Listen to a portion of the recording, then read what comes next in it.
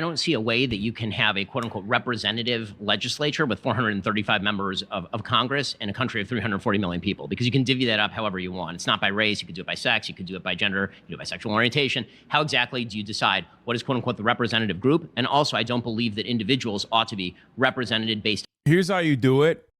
Abolish gerrymandering and stop redistricting. That's literally one of the easiest ways you could do that. Okay?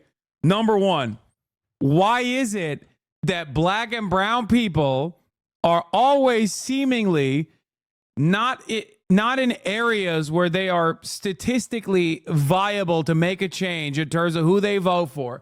Why do they all get shoved into one district and then the remainder is like packaged into multiple other districts where they cannot actually swing an election? Perhaps that's one of those ways that the demographic representation does not play itself out in Congress. Now, of course, Ben knows that, right? Ben knows that already. He knows that shit. He is taking that for granted. This is something that I need you guys to understand. Ben is very good at taking advantage of the oppressive structures that we all take for granted. We don't even think about it, okay? That's it. That's how he does it.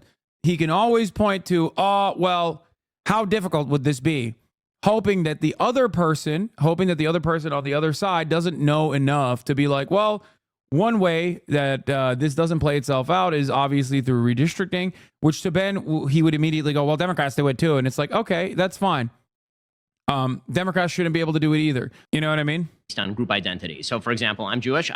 Jews are actually overrepresented in Congress. I don't think that we ought to decide exactly how many people in Congress are Jewish based on the Jewish population of the country. I think that's actually a pretty silly way to do representation. Well, we don't have to do it systematically, but fundamentally, there is an issue with the fact that we are not fully represented